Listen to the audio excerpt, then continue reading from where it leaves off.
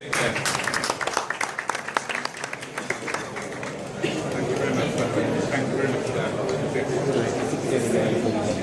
Sure, yeah. Great, thanks. I'd just like to introduce our next speaker, Alan McSherry, lead developer with Openstar. Thank you very much.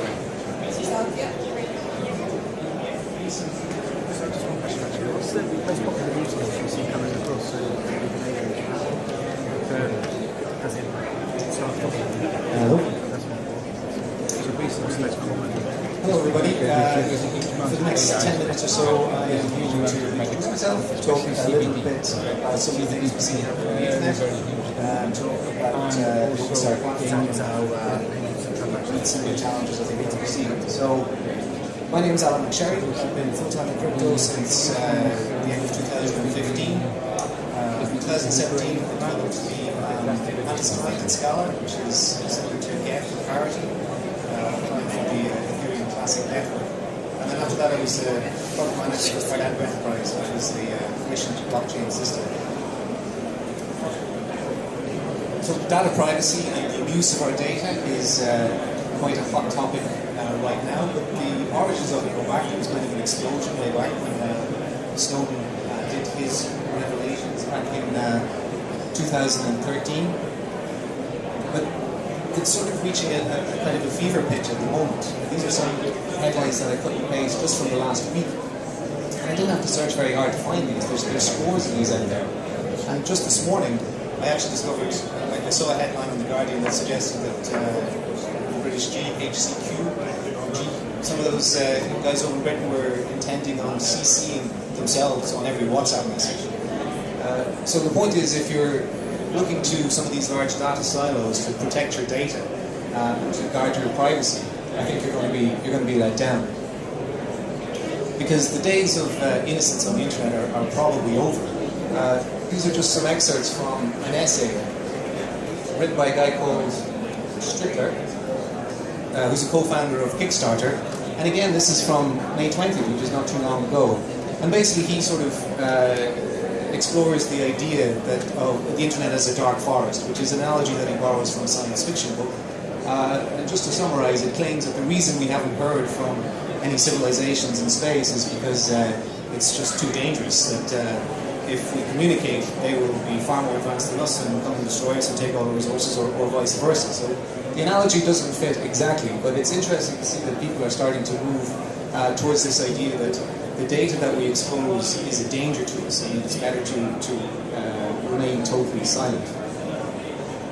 And even Facebook is starting to sort of come around to this, along with some of the other large corporations, and they're talking about shielding messages in ways that even they themselves can't read.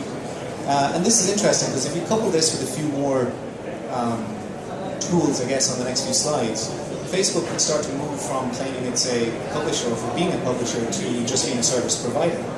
So currently, if I post some hate speech on a Facebook page or group, Facebook is expected to curate that, they're expected to take it down. But if I take the same content and I email it to all the same people, Gmail is not expected to do anything about it. You have to kind of spam that stuff yourself. They're also looking at decentralizing their logins, which is another step along that road. And then the pièce de résistance is this new coin that they've announced. I guess if your entire model is based on sort of selling people's data to advertisers, and that looks like it might be more difficult in the future, you might be looking at a different revenue stream. Now, how serious they are about this, I mean, it's a serious about face for these large companies because they have made their millions out of doing this sort of thing. How serious they are about it sort of remains to be seen. On the other hand, they are technology companies, so they may go at it and really embrace it. That's what remains to be seen. But the point is that these type of systems, where the user has total control over the data that they send and the data that they receive, and exactly who gets to use it, and access to these systems being not under the control of a single entity. I think these type of systems are becoming, the interest in them is becoming more prevalent, the need for them is becoming more obvious. And this is exactly what the Openstar framework tries to facilitate, these types of systems. So I have a few just fairly random set of features that I'm just going to go through and tie it back to how distributed ledger technology enables these type of features in the framework. So end-to-end encryption. If I'm Bob and I want to send an encrypted message to Alice using a public-private key encryption scenario, I need to know what the latest public keys that Alice associates with her identity is.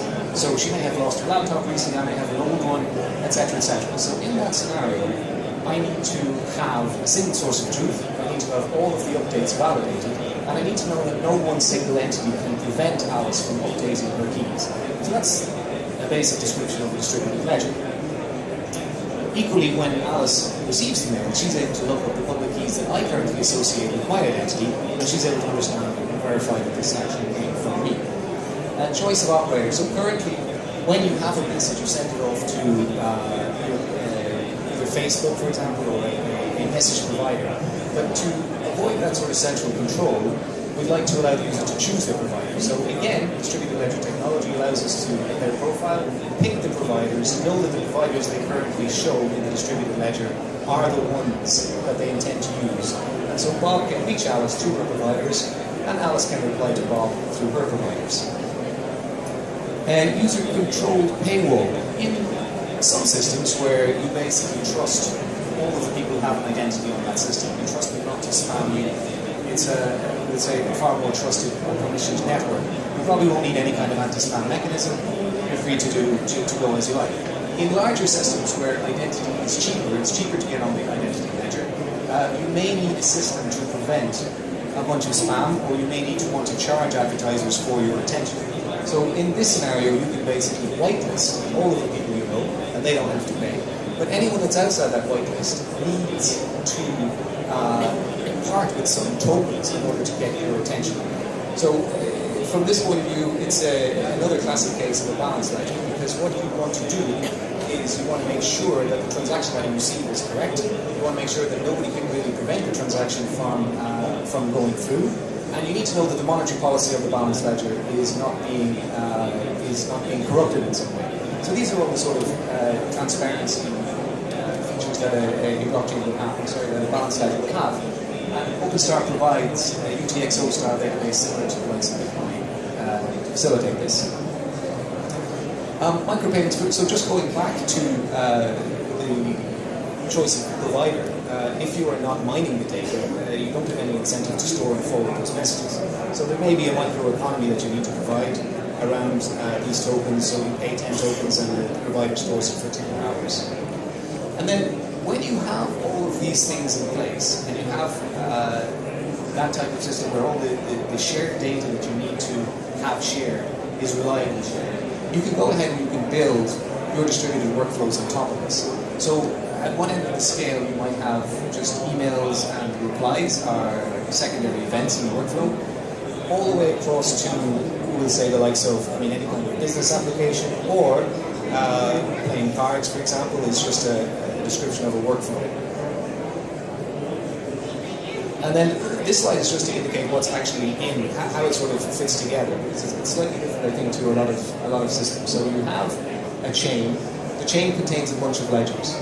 Those ledgers you basically design. It's fairly simple. If you need one for your particular use case, you basically design the data storage, you design the state changes, and you make sure it all serializes. And, okay, that's not trivial, but once you have that, you can add a new ledger into your system.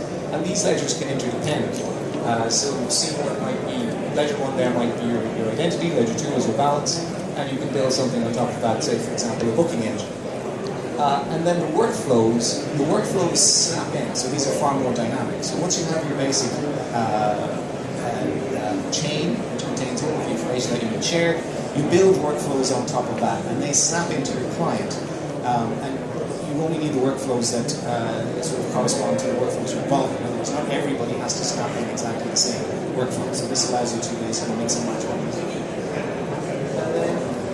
Just to add that in a lot of systems, like a lot of these blockchains basically are global, and you would have the same transactions for CryptoKitties in the same space as massive financial transactions. So Openstar basically has a slightly different philosophy or a different approach in that it supports multiple chains. So you might be part of a chain for Saturday morning football where operators are basically put together to allow you to rent pitches, and you may be part of solicitors of the Northwest because you're buying a property in Donegal. So those are supported. And then finally, to indicate that while these chains are sort of, you can actually support multiple chains. Most of the work is going to happen in these encrypted events between the nodes. So in other words, the absolute minimum that you need reliably shared goes onto the ledgers, and everything else happens in these distributed workflows. So that's a way that it actually scales. It means that it's capable of actually performing some heavy duty work. Okay, so that was a whirlwind tour of the Openstar framework and how it supports, how it sort of leverages distributed ledger technology in order to meet some of the challenges that we think we see. Thank you.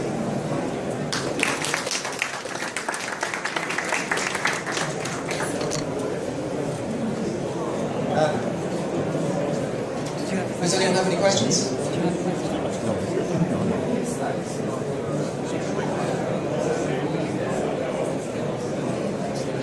Where is it being used? So currently, it's the question is where is it currently being used? So currently, there is one use is in a supply chain, and the second sort of more interesting use is in a project to verify the chain of evidence for international law enforcement agencies. Yeah, so that's probably the showcase use case. Okay, anyone else? Okay, thank you very much. And our last speaker for the morning is Philip Kidland, Senior Researcher with the AIB.